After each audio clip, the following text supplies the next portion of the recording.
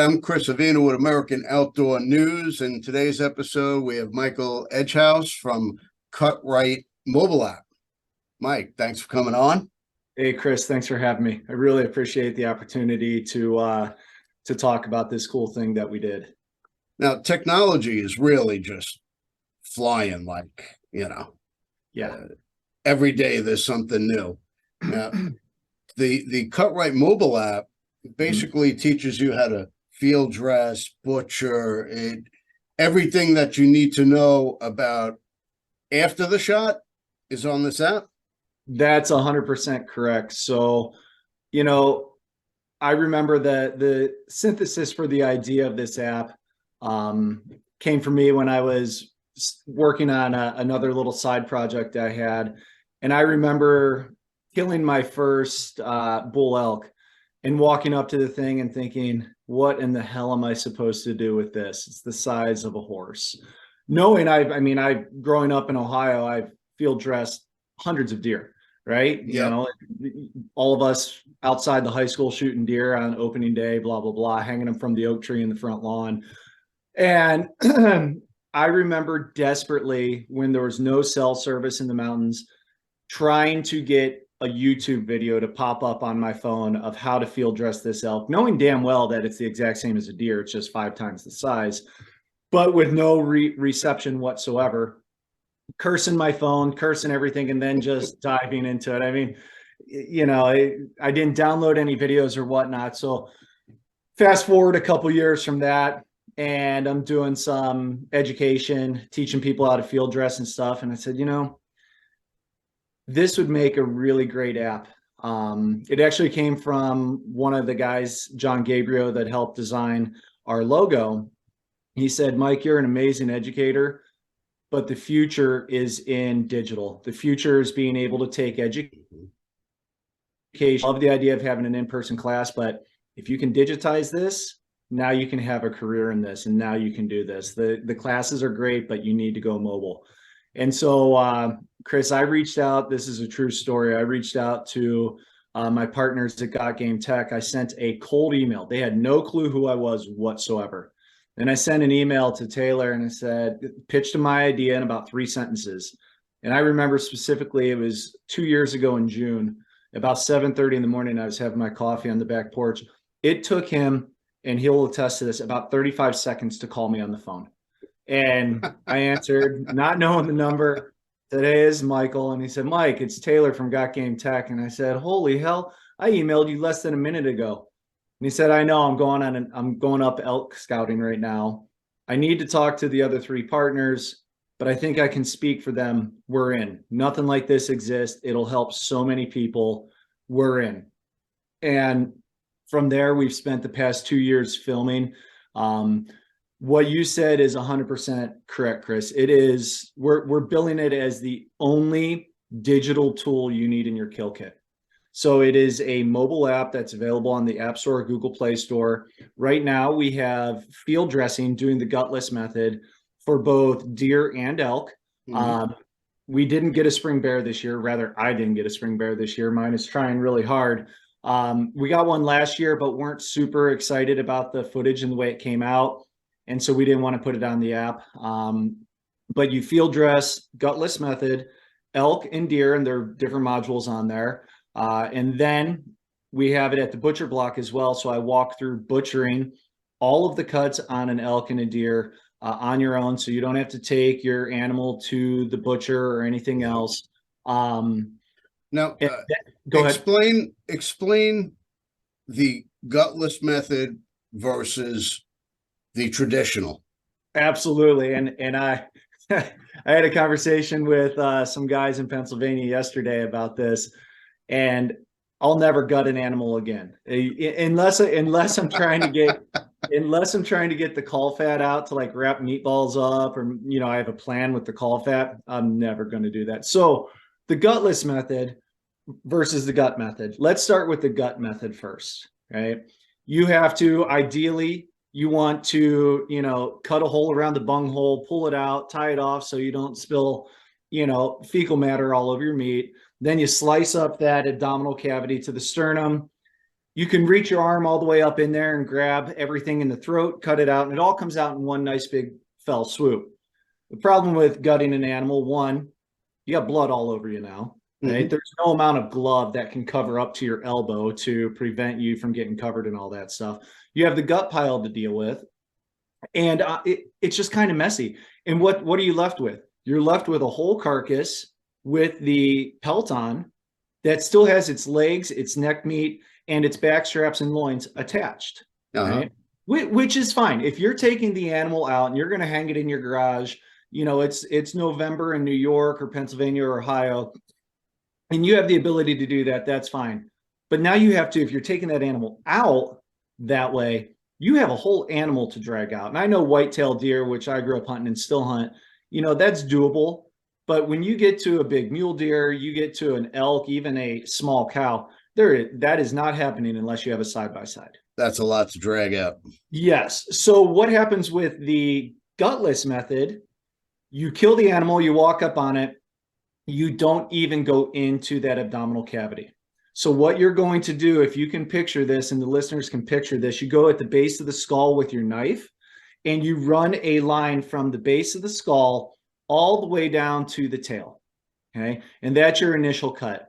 And then what you're going to do, and this is all detailed on the app as well and shows exact cuts, where to do it. You're basically going to remove the skin, pull it down from that back strap area, and then you're going to cut around the legs, the lower legs, the front and the back, and pull that skin up or continue to pull down. And you're basically taking the pelt off in pieces that way.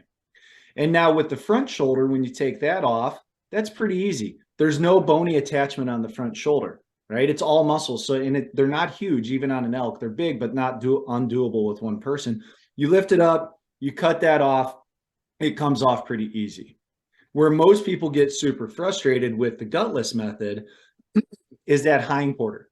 Because just like humans that have a hip with a socket and then that ball of the femur that goes in, that damn thing it can be really hard to find. And then you're also dealing with the fact that the guts are starting to expand because gases and bacteria are building up since the animal's dead. And that's kind of right there. But if you know where that is, and again, I mean, this is about the app. I walk through on the app. The muscles actually point directly to where that ball is on the hindquarter. You don't have to worry about the guts if you know how those muscles point. Yep. You're going to go down, you take your knife and you release that ball from the ball and socket. You cut up the face of that pelvis and you literally are going to lift. I mean, on an elk, it can be, you know, a 60, 70, 80 pound hindquarter completely up. And you're basically taking the front and back leg off of the animal on each side. So you're quartering it and taking the back straps. That's what you're doing. You're quartering it, taking the back straps, and the mount if you want it. Right. But you're not really quartering it because you're not taking the spinal column and the ribs and everything else. You know, I get the rib meat and that meat that covers the rib to make like a rouladon and stuff like that. But you're not spilling guts at all. It's never coming on your hand. You don't ever have to worry about it. There's even a super cool way after you pull the back straps off. You know, someone that's never done it says, well, you have to go in the gut cavity to get the tenderloin. And yet it's the tenderloin sits on top of that gut cavity, right? So you don't have to go in it. If you know where it is, and we walk you through that too, it's right below the vertebrae where the back strap that you took off. You know, it's a simple, small little cut. And honestly, I mean, you've removed them a ton. I used the knife one time on the tenderloin to release it from the front, and then the whole thing pulls out with your hand and you don't need to use your knife again. So it's very safe. It keeps you clean. What I found personally, Chris, especially hunting out here in Northern Idaho, sometimes time is of the essence. You kill an animal at 10 a.m., you don't have a lot of time to get it done. And the gutless method is fast, right? I mean, once you get it down, you do a couple animals, you have some guidance there, it is fast, right? And you never, I mean, your hands get bloody because you cut that femoral artery and stuff, but you're not getting fecal matter. You're not getting urine all over yourself. It's great. It really is great. I'm a traditionalist. I've always done the traditional field dressing. And I've taught, I don't know how many people how to do it. And if you're not hunting with somebody that is familiar, you really shouldn't take the shot.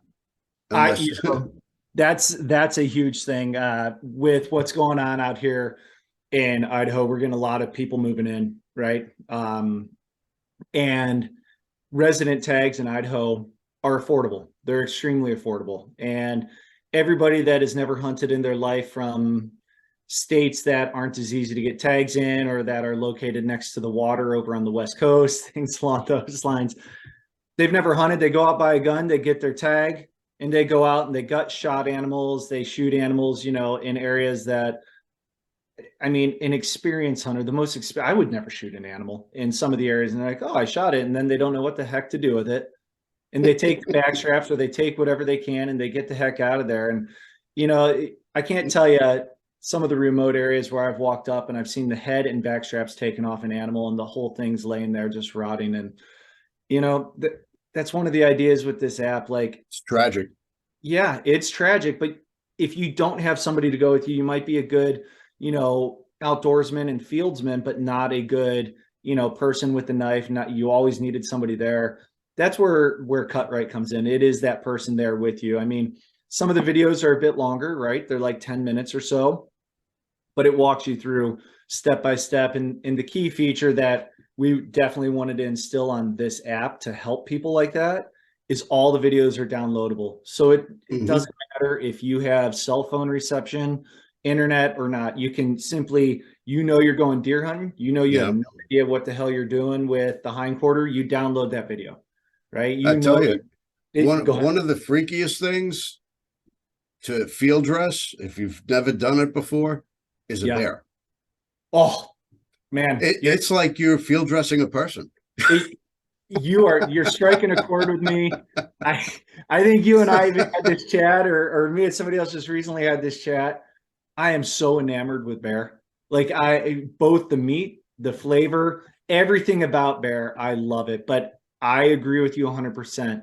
Whereas with the elk and deer, it's really those shoulders and those hips that are huge muscles, and like the forearms aren't that big. Man, Chris, when you cut open that bear, their biceps and triceps aren't that big. It's their damn forearms. It's their huge. It's so person-like, right? And you take it off and you realize you're like, wait a minute, this thing on an elk is like the size of a tennis ball, but on the bear, it's the size of a volleyball. Yeah. The upper leg is small, and you're like, it is freaky as hell. I agree with you on that. I was hunting with some friends and I get a text. My son just shot a bear. Can you come help? So, yeah, sure. I climb out of my stand. I hop on my ATV. I zip over across to where they are, which was probably about 300 acres away. Yep. And I get there. I'm like, well, where's the bear? They're like, it's over in the weeds. And I had my bow and it was, bear season. So here in New York, bear season, early bear season, you could hunt with any weapon. Crossbow, bow, rifle. I had my bow. Yeah. So he shot it with his rifle. And I'm like, where is it? He says, over in the weeds. I said, is it dead? I don't know. I said, did you check it? No. I said, all right. I said, chamber around. Yeah. He's like, I don't have any more bullets. Oh my God. Jesus Christ. This just got Western. I go over there and I poke it with the stick. The thing is dead. Yeah. He shot it 3 times with a 06. Oh yeah. That's going down. So I go to grab it and drag it over, and my hand goes into like a fist-sized hole in its shoulder. Oh shit. So I start dragging it, and him and his dad are there watching. I'm like, dude, this is your bear. I'm like, get over here and help me drag it. That's correct. That's correct. We drag it over to a clear area, and I walked him through how to field dress it. And, I had the thing sprawled out on its back, legs and arms and legs sprawled out. And I'm cutting it open. He's like, oh my God. He's like, that looks like a person. I'm like, yeah, it's pretty freaky. It really does. Well, and that's, you made a good point there with bear. If you want to preserve the pelt for a rug, which I did with my first bear too, you're not going down that spine, right? You're coming up on the inside, you're coming up the legs because you want a nice rug, right? But you guys out there in New York, you have big bears, right? Like You you have know, 400-pound bears. it depends on where. Where we were, a typical bear in New York was probably 200 pounds, anywhere between like 180 and 250. Okay. You go Okay. further north, where I'm going to be going in September, you get 3, 4, 500-pound bear. You get big bear. So, a good bear in northern Idaho is, 5'10" to 6'2". People will argue with me, but that's a good mature bear. Like you said, anywhere from 180 to 200 pounds, that's a big bear. We do get some giants, people killing, 6'10", 7-foot bears, but those are the exception, not the norm. I'll tell you, here's my prediction. Like, you remember, I mean, you're in New York, so you guys get steelhead and stuff there. And I grew up Sure. in right outside of Cleveland. And about 15 years ago, fly fishing and steelhead fishing got made super popular by, the fly fishing film tour and those guys that did that. They showed young guys fishing with heavy metal music. Then all of a sudden, every 20 something on the planet started fly fishing, and we lost all our favorite holes, right? Yep. And what happened with elk hunting about 6 years ago? Born and Raised made that awesome series, Land of the Free, Part 1. Really put elk hunting like, man, this is cool, right? Not people not knowing how actual hard it is. Now they do, because of the likes of, Cameron Haynes and those guys, which are awesome, showing everybody like, hey, It's a tough hunt. It's physically draining. You're damn right. But what's happened to elk hunting? It's hard to get a tag. Yeah. I think if people want to get their bear hunting in, they really should do it at least in the West in the next 3 years, because I have a feeling, bear tags are easy to come by in the West right now, but I think in 3 to 5 years, that animal is just, the hunting for it is going to get very, very popular. Personally, I love hunting bear in the spring. I right? love hunting bear too. The mountains changing, the colors coming up, the snow's melting, the weather's still there. And I love hunting bear in the spring. And then a couple of my friends and, good chefs that I've met through this business have said, have you had fall bear yet? And I said, no, I haven't. And they said, that's going to change your life when you have a fall bear. We only have fall bear here.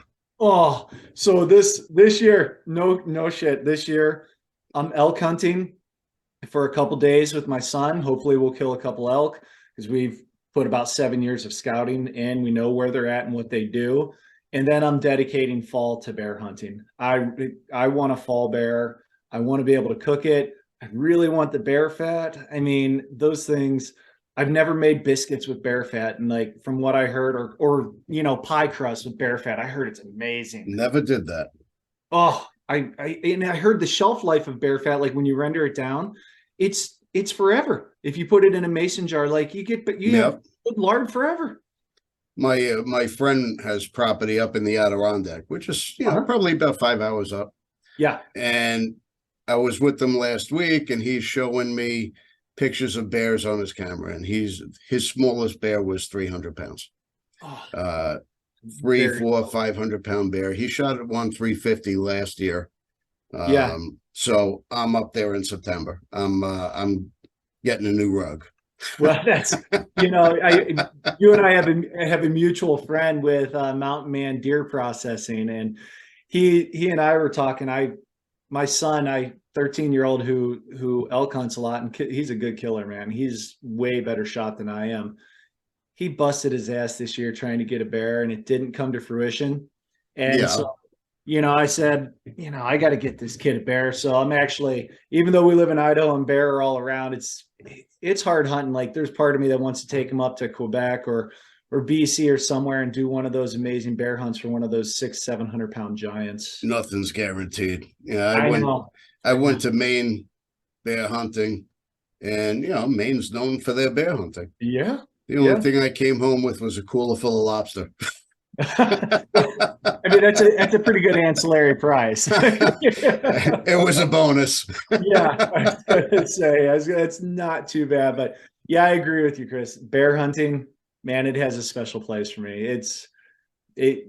People don't understand the value of controlling the predator population as well. What it does for the ungulate population. I mean, they are devastating too. Like right now, all the fawns and calves are dropping, and those bears are just feasting. So controlling the predators is huge out here in the West. Yeah, we took we had a club in Sullivan County, Yeah. southern tier New York.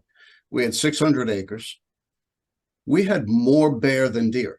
We would take more bear than deer on that property every year, and they just sold the property off. So, I don't know where the bear were going to go, but there were more bear than deer on that property. We didn't have to worry about the coyotes. We had to worry about the bear. Yeah, no, I agree. Well, I got a funny story about bear meat because it has quickly become my favorite meat. I mean, now, albeit if you shoot a 1-year-old doe, that's delicious. If you Yep. shoot a 1-year-old elk, that's delicious. But a bear, I cooked it, and both my sons, they love it. They say that it is a cross between elk or whitetail and moo cow. And I agree with that. And so this is good. My wife refuses to eat bear, right? I grind, when I grind my bear for burgers, I grind it with a 15% bacon. So it kind of gives you an essence of bacon, not full on like bacon in your face. Yep. Almost like you're drinking like a bacon stout beer or something, just a little flavor of bacon in there, right? And so she's like, I'm not eating that. And my two sons and I are like, why aren't you eating that? She's like, it's a bear. I'm not eating it. I don't eat bear or deer. And my 13-year-old starts cracking up. And I know what he's going to do. And I look at him and I like whack him on the side of the arm and say, just shut the hell up. Don't, Luke, don't. And he Don't say starts it. Don't do it. He's like, Mom, you have no idea how much deer you've actually eaten. And she looks at me, I mean, like steam coming out of her ears. She's like, what are you talking about? I said, well, yeah, I may have cooked, a lot of deer over the past 3 years and just said it was elk. And you really liked it. And she's like, you've been feeding me deer instead of elk. I'm like, no, not all the time. But we only have so much meat. So yeah, you've eaten a lot of deer. And she was just like, I can't believe you did that. And I If said, they don't know, yeah, they'll say it. And especially if you know how to cook, which brings us to the next section of the app. You have a cooking section, which yes, you're talking my language here. yes, man. If they don't know that I mean, you can make what's that line from Pulp Fiction? You can make sewer rat taste like pumpkin pie, but I'm not eating the damn thing, right? I mean, if you know how to cook, it's delicious. So yeah, man, you only get a limited time. Like it's out there like September, November, all that time is finite, right? You get Yep. most places you get one tag a year. So you field dress, you butcher, but now you have all this great meat. So over the past, I've always cooked, but over the past 4 years, I've really been hammering the wild game cooking and doing some crazy stuff, like experimenting. I go to restaurants with my wife and family, and I'll take pictures of the food, and I'll ask the waitress or the waiter, or the chef, like, hey, What's in it? What's in it? And then I'll think about what they did with moo cow or something on those lines and say, well, parsley oil doesn't pair well with elk, but if I made like a rosemary or sage oil, that would taste a lot better with that game flavor, and kind of doctor it up. So Yep. a lot of the recipes, I don't want to say they're stolen because they're not, but the inspiration comes from other places, right? Yeah. And then you're right. I just, everything from learning to put cornstarch as the first layer instead of flour when I deep fry heart, because it absorbs the oil more and doesn't make it like the crust fall off. Yep. To, I had one of my best friends retired from the Marine Corps this year, and as a retirement gift to him, we went on a whitetail hunt out here in Idaho. He'd never hunted before. And funny story, the deer pops out, a nice doe. And I said, you could take that one about 120 yards. And he's in the scope and he looks at me, and he's never hunted before, right? He's a city guy. He just came back from Okinawa. And I'm like, Matt, are you going to shoot that deer? And he's like, well, I'm a little torn. And I said, why are you torn? And he said, Well, I've never shot a deer, but I've also never seen a deer poop before either. And this deer's pooping right now. So he was watching this deer poop through this Wait, rifle scope. And wait for it to finish. that's how he's like, I feel bad. And I was like, well, just wait for it to finish. And thank God he did, because a beautiful buck popped out at like 360 yards. And, I shoot a 30-06 I've had my entire life. It's a rusty barrel, hanging on for dear life. And he looks at me and he says, is your gun good at 356 yards? And I said, I mean, I shoot everything like 200 yards. Like it probably is everything. So, yeah. So, and, he made an amazing shot. This nice buck dropped right away.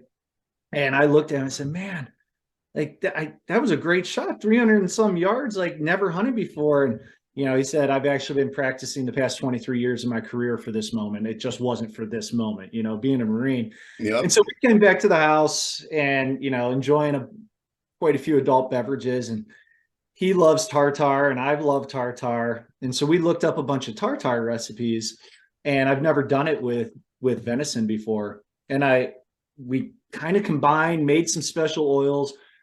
And I'll tell you what, that venison tartar, which isn't on the app now, but it's on my Instagram. It will be out on the app. Like I said, I have 30 some recipes on it now, and probably another 40 to 50 set to go with the updated version that'll be coming out, even though the first version just launched.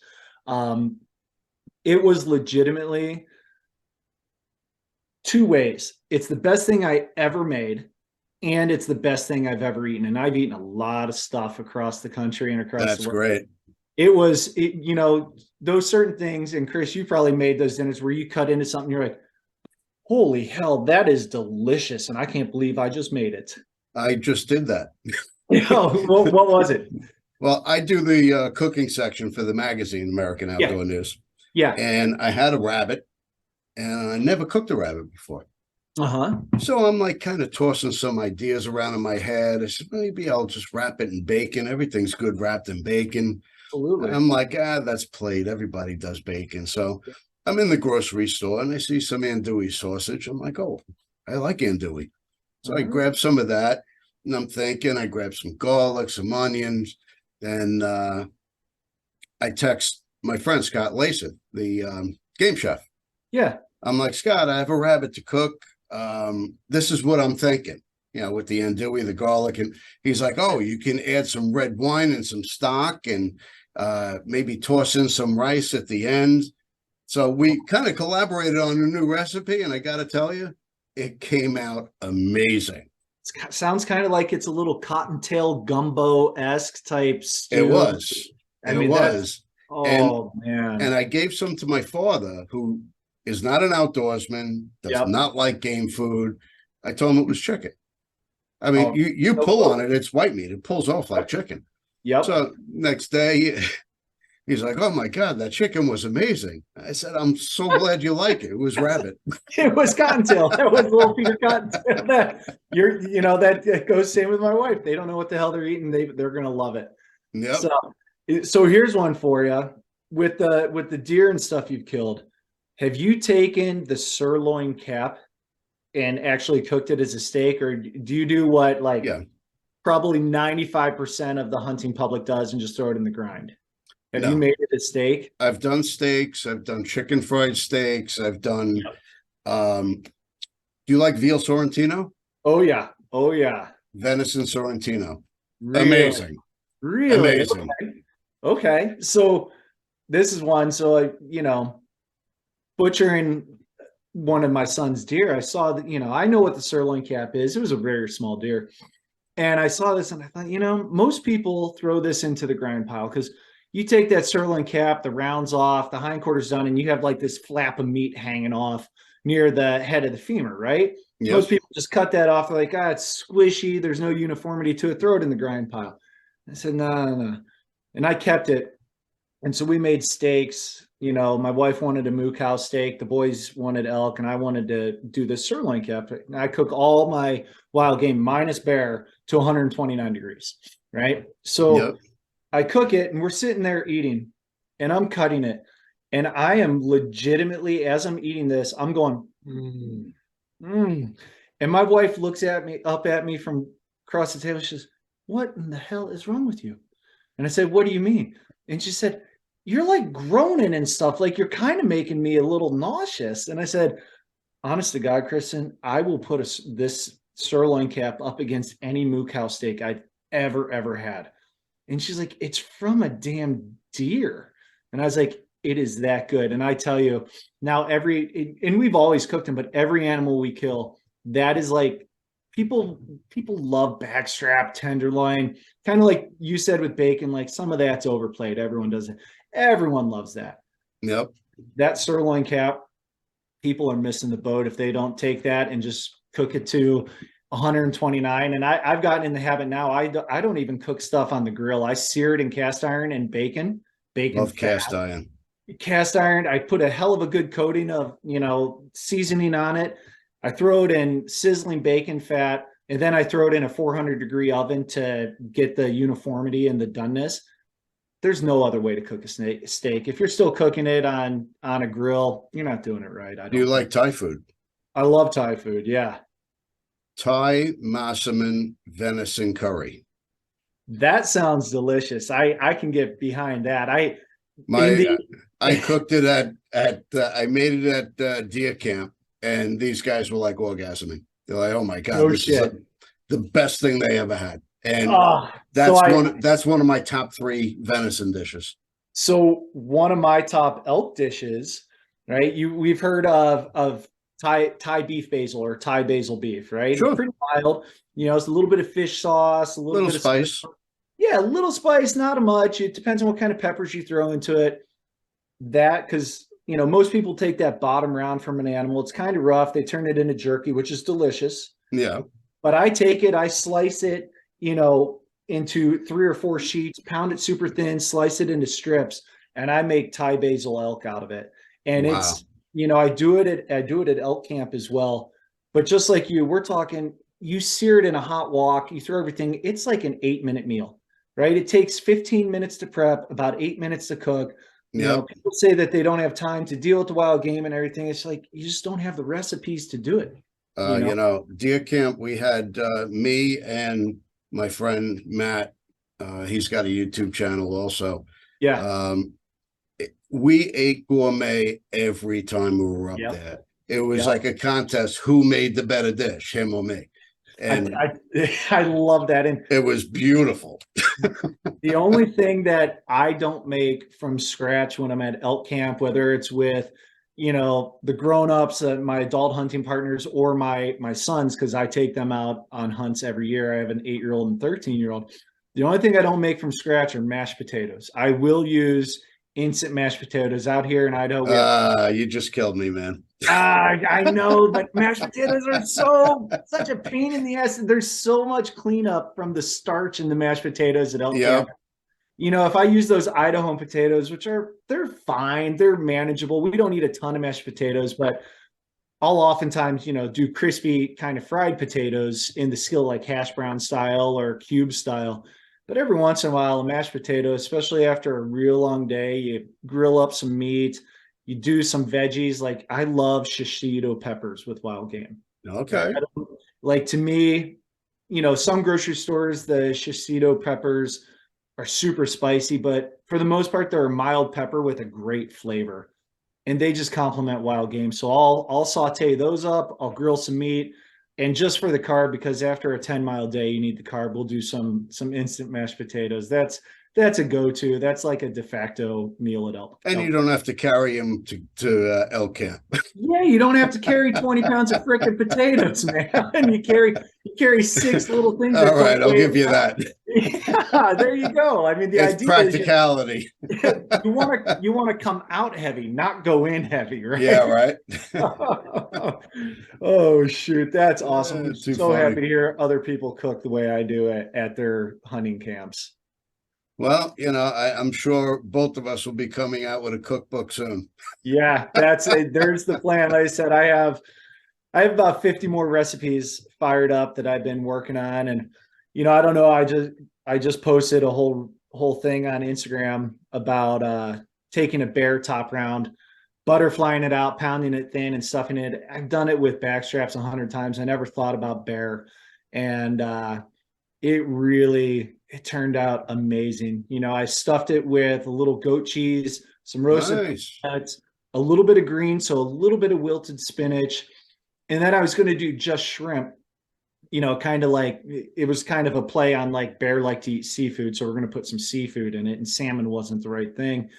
And I was thinking about it, kind of like you, I was walking through the grocery store. I'm like, it needs some level of spice in there. So I bought some chorizo.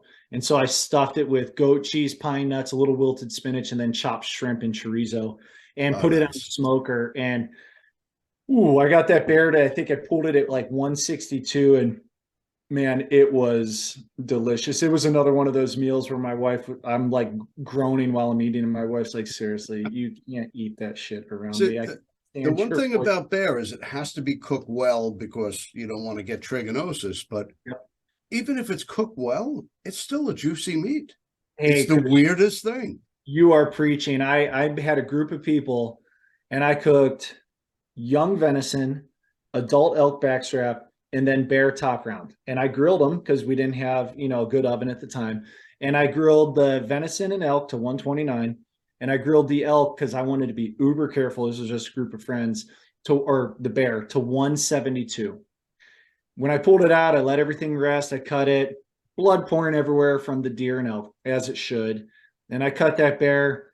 Juices were pouring out, but it was ashen gray on the inside. And everyone's like, Yep. that is way overcooked. And so I cut it up, you know, so you could put a toothpick in it and taste everything.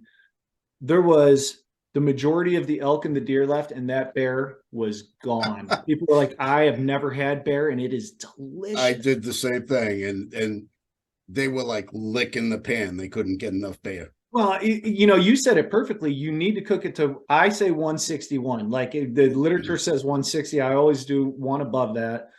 I've fought tooth and nail with people up here say, no, no, no, it's 147 for like 8 hours. I'm like, yeah, you do whatever you want. Enjoy No, trichinosis. I'm going to get 161, period. But the even if it's, safest thing to do with a bear, you throw the roast on a smoker for an hour. yep, Take it off the smoker, throw it in a crock pot. Leave it 100%. there for 3 hours, the thing falls apart. I did, I'll one up y'all. You should try this recipe. Check it out. I'll send you the thing, but it's also on our Instagram. There's barbacoa, and I made barbacoa. I took all the bear shanks and I rubbed them, you know, with some oregano and smoked paprika, and I put them on the smoker for 3 hours just at 200, right? Just to get that intense smoke and form a little crust.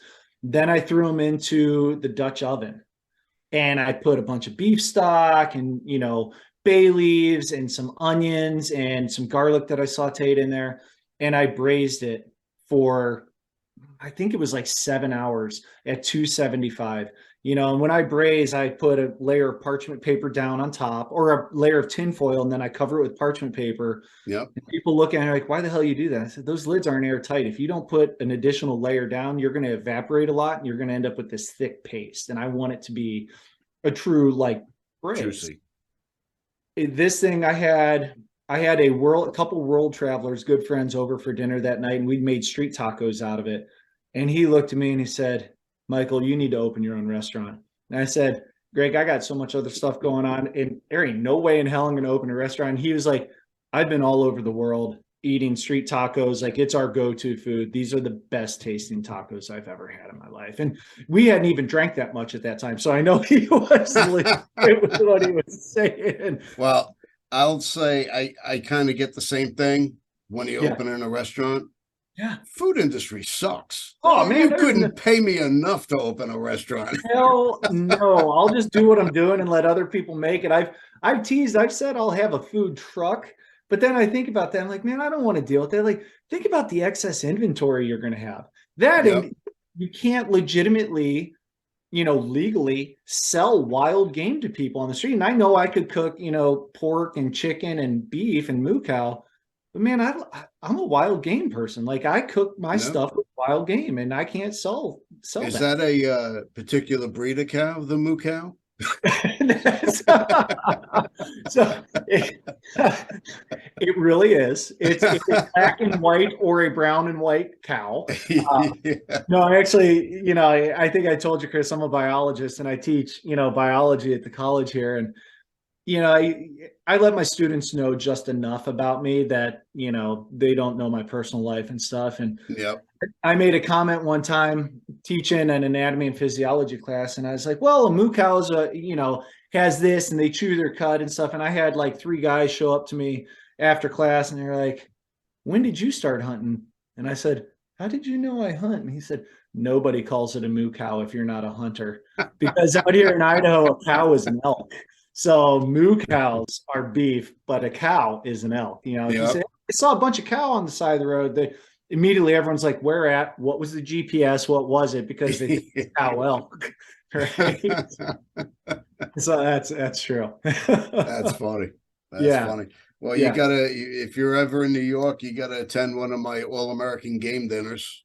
Oh, My next I'm all one's in. the end of January, which is always a wild affair. We auction off guns and hunting gear, and people are dancing in the aisles, having such a good Oh, time. I love it. Well, like I said, I grew up in Ohio. My family still lives, you know, outside of Cleveland. My wife grew up in Philadelphia, and that's where we met. So I'll have to look at the calendar and our next scheduled trip to Philadelphia. I'll try to plan it around something like that. That would be just a hoot.